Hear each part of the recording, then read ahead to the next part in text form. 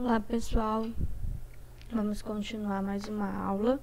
Hoje nós vamos falar de terapia nutricional para finalizar o nosso conteúdo. Então talvez a aula fique um pouquinho mais extensa do que o normal, mas nós vamos precisar finalizar. Amanhã nós vamos ter a nossa aula por videoconferência. E aí quem ainda tiver dúvidas, a gente pode estar tirando mais ainda essas dúvidas de vocês.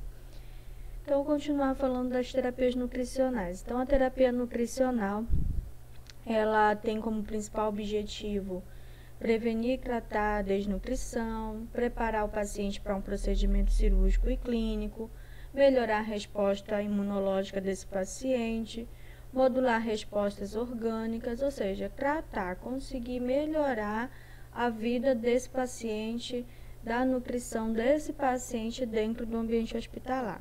Então, as terapias nutricionais, elas basicamente podem se dividir de três maneiras.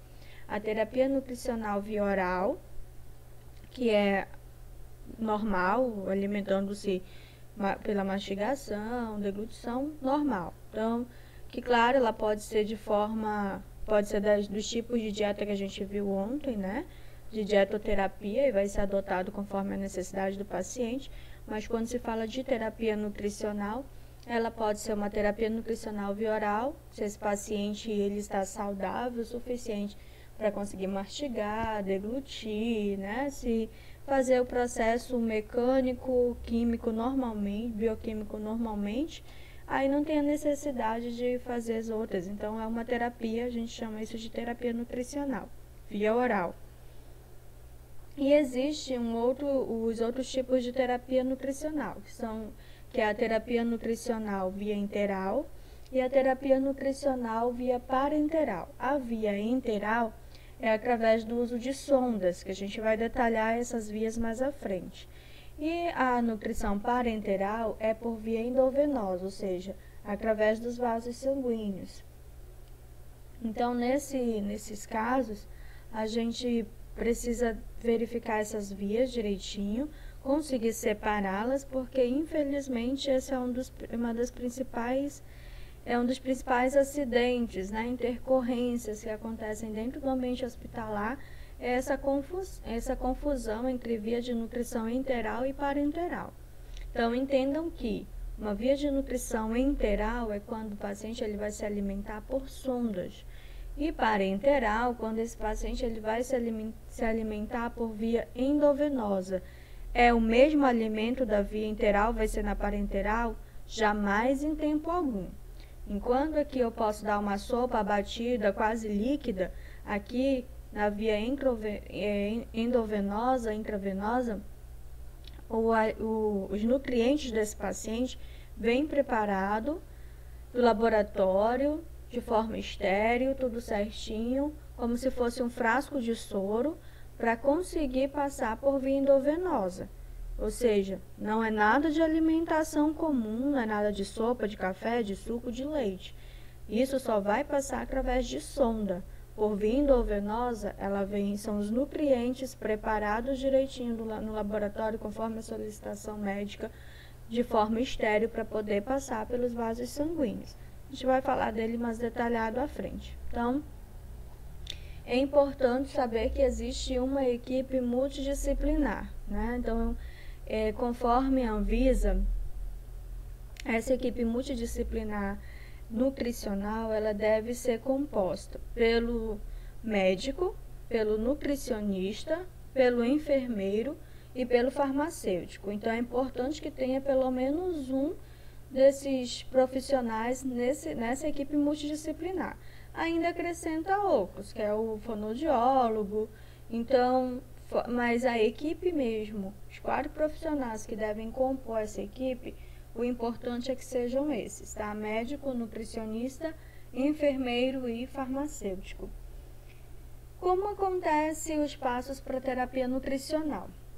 Vou só apresentar esses passos a vocês, alguns nós já falamos, e vamos nos focar no principal, que são as aplicações, tá? Então, no caso da terapia nutricional, a escolha se vai ser por uma terapia nutricional via oral, enteral ou parenteral, para definir, é importante que essa equipe ela faça uma triagem nutricional do paciente, uma avaliação nutricional do paciente, um cálculo das necessidades nutricionais do paciente. Geralmente isso vai ficar a cargo do médico e nutricionista, que são responsáveis, que estão tratando e auxiliando no tratamento desse paciente. Indicação da terapia nutricional a ser instituída, monitoramento e acompanhamento nutricional. Então, nós acabamos por acompanhar mais essa parte de monitoramento e aplicação dos cuidados da qualidade da terapia nutricional. Então, a nossa, vamos dizer, como equipe de enfermagem, a nossa função em relação a todos esses passos, geralmente serão os últimos. Então, indicação da terapia nutricional enteral e parenteral. Então, coloquei aqui a indicação de cada uma delas e posteriormente nós vamos falar separadamente de cada uma dessas vias, tá? De cada uma dessas terapias. Então, a indicação de nutrição enteral, lembrem? Enteral, através das sondas, deve estar associada ao funcionamento do trato gastrointestinal, ou seja, esse paciente, como a gente vai ver posteriormente, ele pode não conseguir mastigar ou engolir, mas ele tem o estômago funcionante, né? Ele consegue fazer o restante do processo de digestão. Então, quando ele tem essas regiões preservadas, é possível utilizar uma nutrição enteral. Aí tem funcionamento do trato gastrointestinal, ingestão de via oral insuficiente. Então, nesses casos, como eu falei, ele tem o restante do sistema gastrointestinal funcionante. Estômago, até mesmo esôfago, se não tiver nenhuma obstrução, mas se tiver, a gente também tem uma outra opção em relação à terapia nutricional enteral. Então, ele tem o restante do sistema gástrico funcionando, mas ele, por alguma razão, né, essa ingesta por via oral está sendo suficiente. Ou porque o paciente não consegue realmente fazer a mecânica do processo de deglutição, ou porque ele se recusa mesmo a fazer ou se alimentar.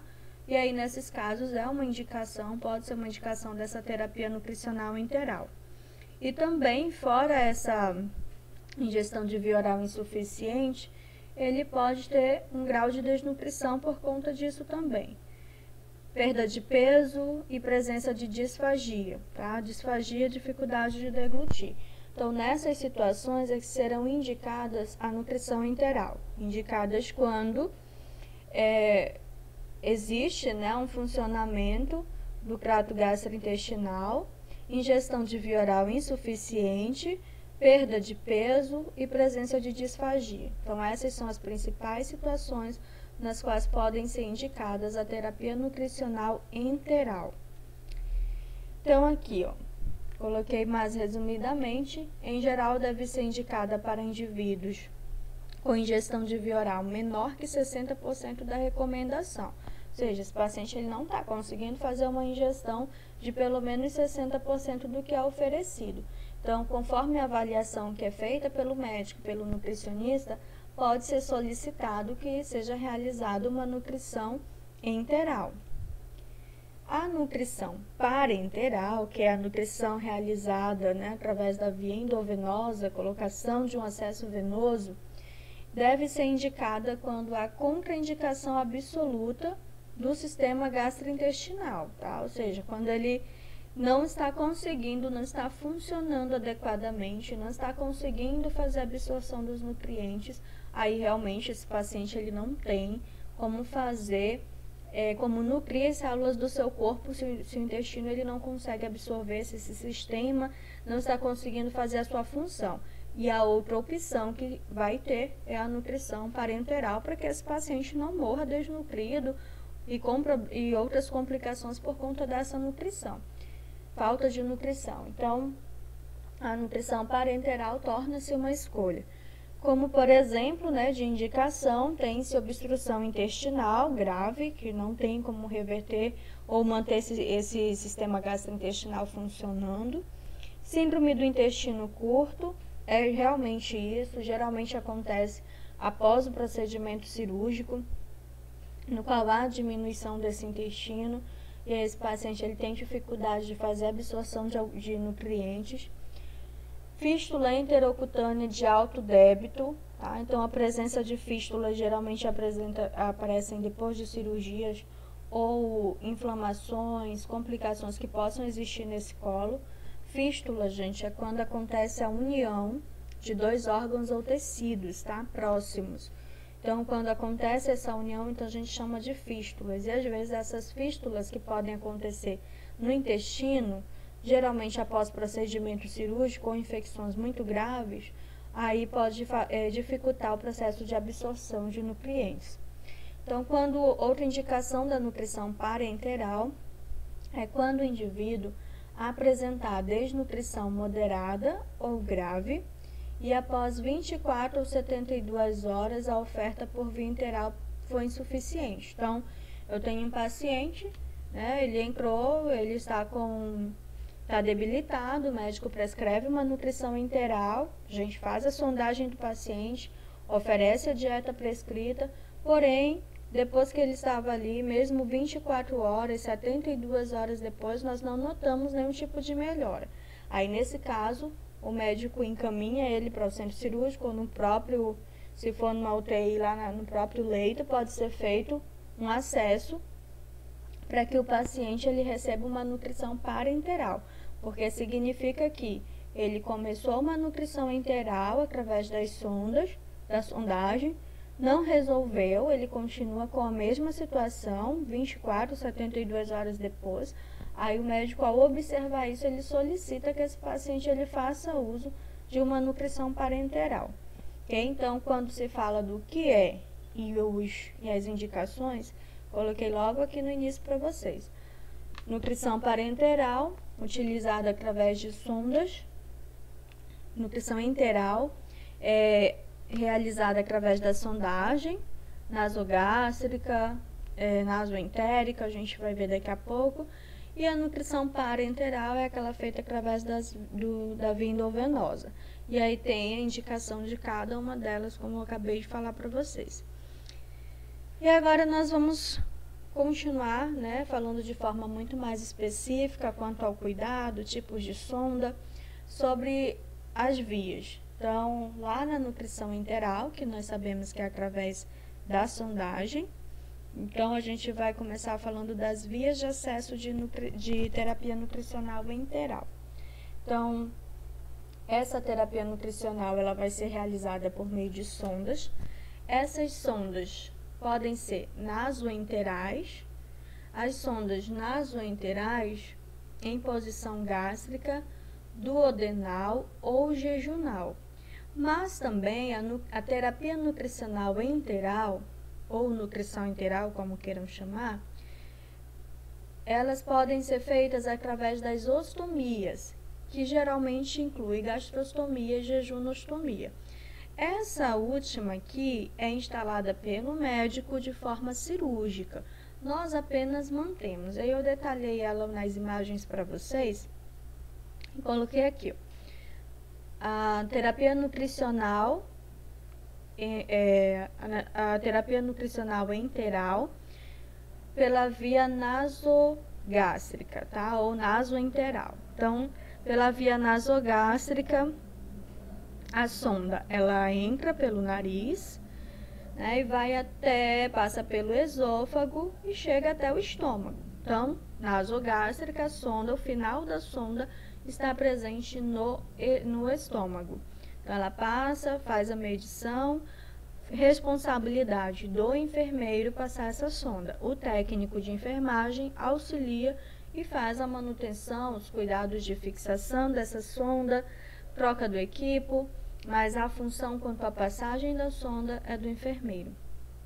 Uma coisa que é importante, que a gente colocou aqui nasoenterais, mas essa sonda aqui, a nasogástrica, ela também pode ser orogástrica, ou seja, essa sonda tanto pode ser passada por via nasal, como pode ser passada por via oral. Isso depende de uma avaliação realizada pelo enfermeiro que está fazendo essa passagem, vai fazer a passagem da sonda, porque às vezes pode ter alguma obstrução nasal, algo que impeça ele de conseguir passar essa sonda por via nasal. Aí ele pode passar por via oral também. Questão da via oral que se torna mais desconfortável, né, até para o próprio paciente. Então, a gente sempre, na maioria das vezes, opta pela nasogástrica. Orogástrica, só se realmente não for possível passar por via nasal. Independente de ser orogástrica ou nasogástrica, a sonda ela vai ter entrado, né, ter sido introduzida ou pelo nariz ou pela boca e vai estar com o seu final no estômago, ok? Aí a outra via nasoenteral que tem-se é a duodenal e a jejunal, ou seja, aquela sonda que nós vimos passar pelo nariz ou pela boca, que o enfermeiro vai avaliar na hora, geralmente pelo nariz, ela vai chegar, ao invés de ficar aqui no estômago, ela, se for nasoduodenal, vai chegar até o duodeno. Passou pelo nariz, esôfago, estômago e chegou e parou aqui no duodeno, tá? Mas não é duodenal, é jejunal. Então, essa sonda ela entrou pelo nariz, passou pelo estômago, né? Passou pelo duodeno e chegou aqui no jejum. Então, existe por isso que o enfermeiro ele mede direitinho, verifica qual foi a indicação médica, se foi gástrica, duodenal ou jejunal.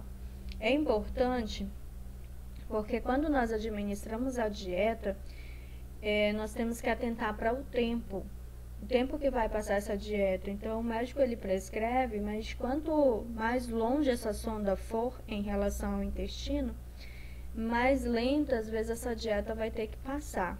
Então, é por isso que a gente tem que saber onde realmente se localiza. Quem faz a passagem é o enfermeiro. Quem vai passar essa sonda é o enfermeiro, mas quem acaba acompanhando com frequência e até notando algumas alterações é o técnico de enfermagem. Portanto, é importante que a gente compreenda essa parte. Então, terapia nutricional enteral, ela é feita através de sondagens. Então, essas sondagens, elas podem ser feitas de forma nasoenteral. As nasoenterais, elas envolvem sonda nasogástrica, a sonda passa pelo nariz e chega até o estômago. Sondagem nasoduodenal, a sonda passa pelo nariz e chega até o duodeno. Sonda nasojejunal, a sonda passa pelo nariz e chega até o jejum. Então, quando se fala de terapia nutricional enteral, a gente pode dividir essas vias em vias gástricas, duodenal e jejunal. As três são chamadas de nasoenterais. E tem-se as ostomias, ainda dentro dessa terapia nutricional enteral. Por quê? Porque às vezes eu tenho um paciente que ele tem um tumor de esôfago, bloqueou o esôfago, não tem como passar nada, mesmo que ele consiga engolir, ele não vai conseguir esse alimento chegar lá no estômago. E aí o que é feito? Existe uma outra opção, porque ele tem, né, uma lesão no esôfago grave, que não é possível conseguir passar essa sonda aqui pelo esôfago. E aí, nesses casos, mas ele mantém, por exemplo, o estômago funcionando, o intestino funcionando. Aí não tem a necessidade, vocês viram lá na indicação da nutrição parenteral, não tem necessidade de ele receber uma nutrição endovenosa, né? Já que o estômago dele, mesmo que o esôfago esteja comprometido, a boca esteja comprometida, mas o restante desse sistema está funcionante, então não tem a necessidade de ele ir para uma dieta parenteral, uma nutrição parenteral. E aí, nesses casos, qual é a outra opção que nós temos quanto terapia nutricional enteral? As formas cirúrgicas, as vias cirúrgicas, que são as ostomias. E aí, essas ostomias, elas se dividem basicamente em gastrostomia.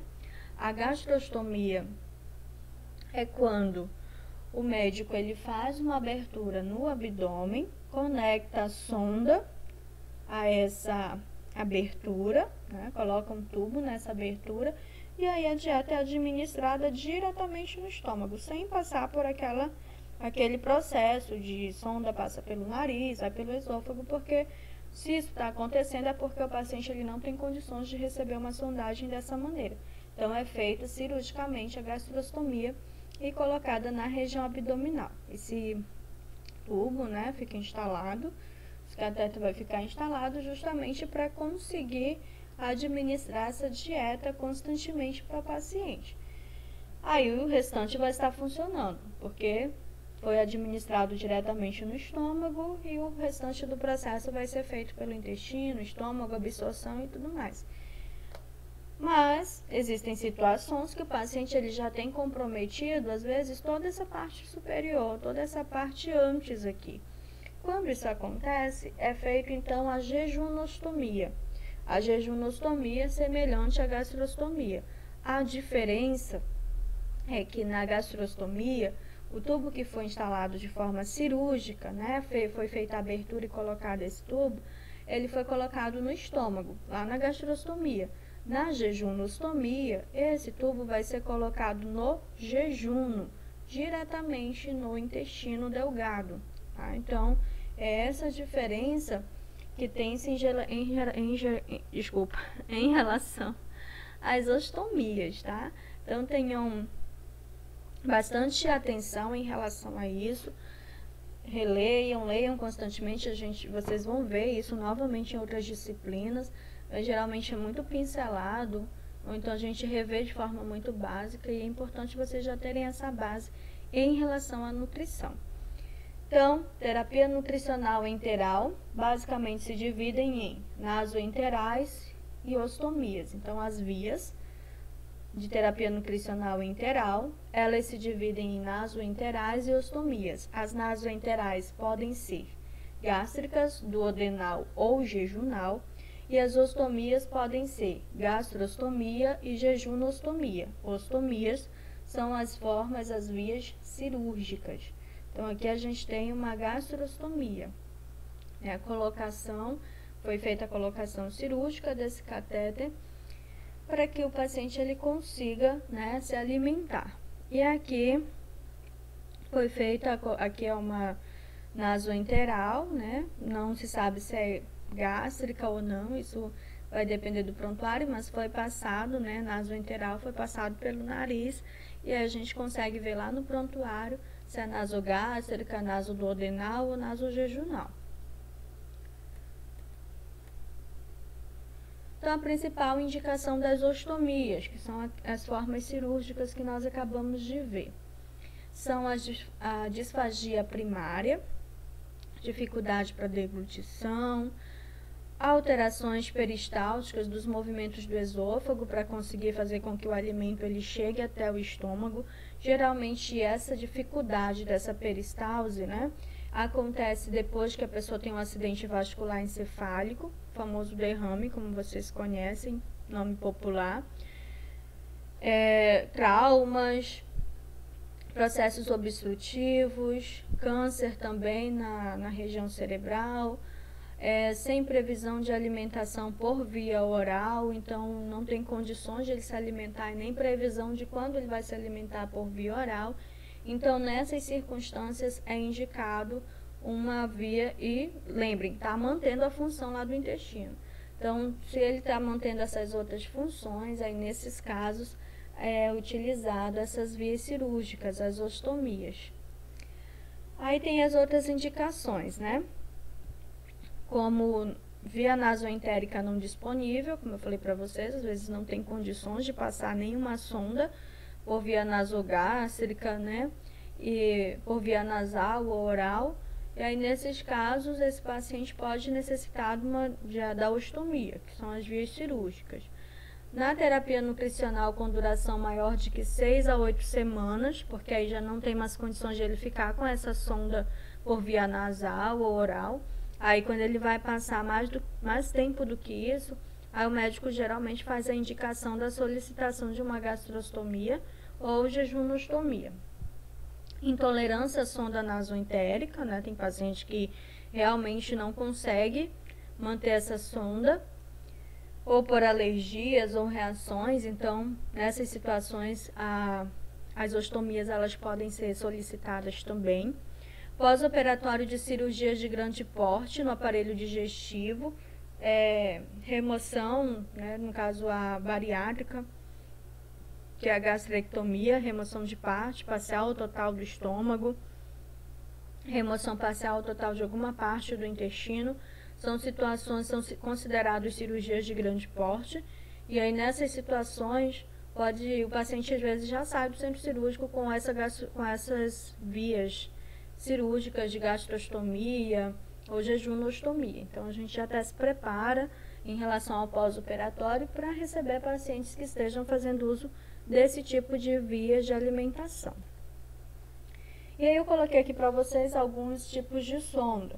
Sonda nasoenteral, tá? Então é a sonda que vai passar lá pelo jejum, pode ser nasogástrica, orogástrica, nasojejunal, nasoduodenal, então são essas sondas. As que são utilizadas por ostomias serão outras, tá? Então, sonda para alimentação enteral, popularmente conhecida, mais é por conta aqui do tipo, mas o pessoal chama muito de Dobhoff, mas existem outras que é o mesmo modelo e não é esse nome, tá? Então, ela é longa, ela tem bem aqui um fio guia, que é como se fosse um ferrinho que auxilia melhor na hora de introduzir essa sonda. E aqui embaixo nós temos uma parte um pouco metálica, como se fosse algumas esferas, presentes bem no finalzinho, que fica fácil de detectar quando vai fazer o raio-x, de confirmar o posicionamento da sonda. Tem também a sonda de Levine para nutrição, que ela é mais longa também, e ela é um outro tipo de sonda que pode ser utilizado como opção, tem vários tipos, esses são os principais. Eu coloquei aqui, isso não é a sonda, isso faz parte dos componentes em relação à colocação da dieta, o equipo. Quem já ficou internado, já viu alguém tomar soro, sabe que tem um circuito que a gente conecta o soro ao acesso venoso, né? Para a pessoa receber essa hidratação por via venosa. Para a nutrição enteral e até parenteral não é diferente. Na nutrição enteral existe esse equipo, em que nós conectamos ao frasco de alimentação e aí esse circuito vem e nós conectamos a sonda. Eis aí o motivo do erro de muita gente, tá? Esse equipo que sai daqui desse frasco de nutrição, ele não vai para a via endovenosa, ele vai para a sonda. Eu sei que se você for lá olhar, o orifício é o mesmo, mas não é. Se está lá dizendo que você vai administrar uma nutrição enteral, então você está vendo que esse paciente está de sonda, não tem erro. Você vai pegar esse equipo, colocar no frasco e conectar a sonda que está no nariz ou está na boca, não está no vaso sanguíneo dele, tá? Nutrição enteral é através das sondas. E aí existe o equipo próprio para isso. Geralmente ele é dessa corzinha, azulzinho, até para diferenciar dos outros equipos, tá? Mas ele pode ter de outras cores também. Mas geralmente nós utilizamos esse até para diferenciar. Então, por favor, ele só é a conexão, ele é o circuito que conecta o frasco da alimentação até a sonda. Fica... Não coloquei imagem, pensei que eu tinha colocado. Não coloquei. Então, esse circuito ele fica instalado, né? Daqui, ó. Aqui porque tem dois frascos, mas quando tem só um, só conecta ele. E esse circuito aqui, essa parte finalzinha, a gente conecta a sonda. E aí vai ser liberado gradativamente, assim como é feito na via endovenosa, só que aqui não é por via endovenosa, aqui é sondagem, tá? Para a alimentação desse paciente.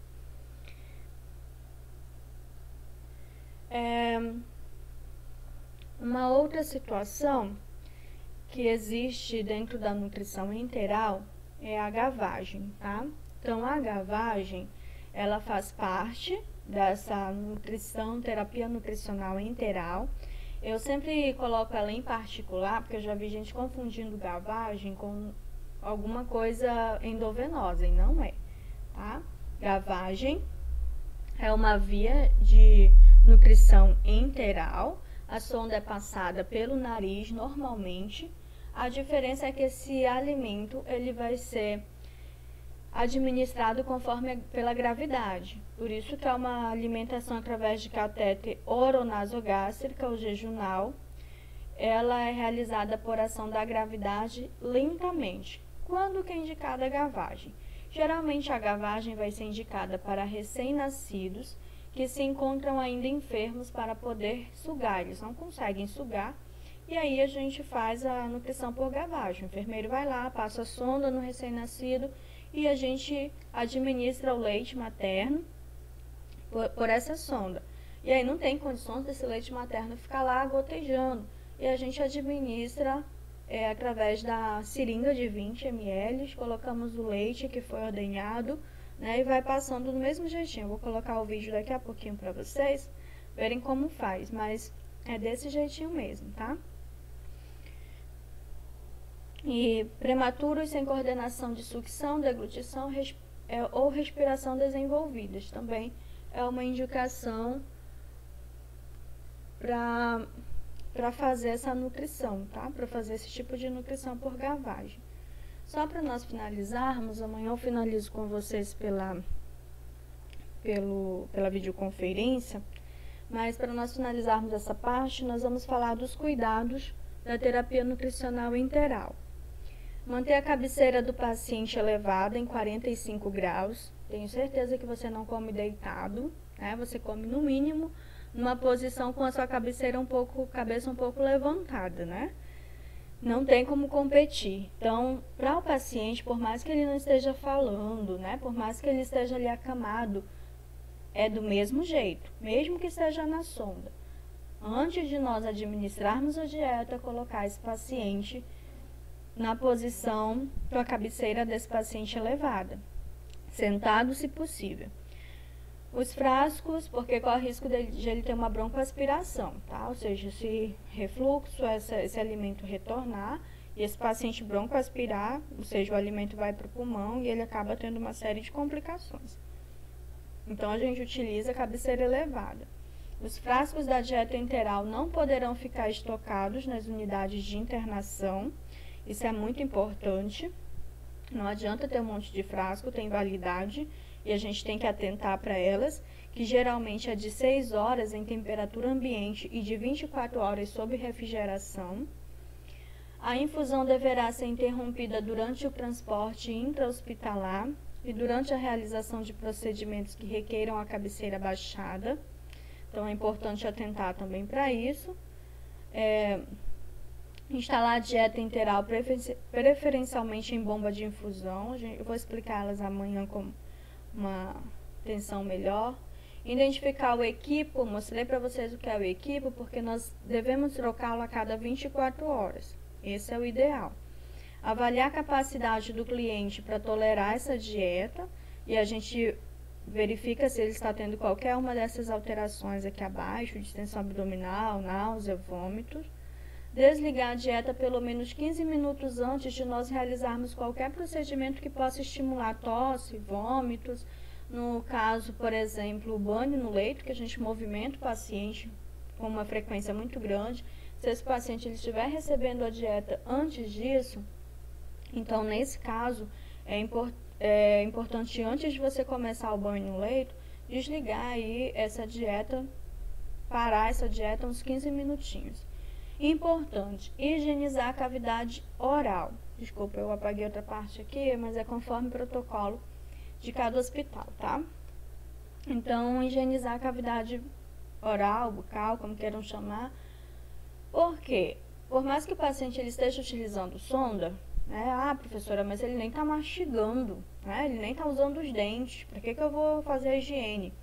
Nós temos uma microbiota normal na boca, que ela é normal, a quantidade adequada. A partir do momento que não há uma escovação, há uma proliferação muito grande dessa microbiota, o que pode trazer infecções para as vias aéreas superiores e até inferiores, sem contar desconfortos para o próprio paciente, a halitose. Então, a higiene ela deve ser mantida, mesmo que esse paciente ele esteja se alimentando por sonda, ok? Amanhã eu finalizo com vocês pelo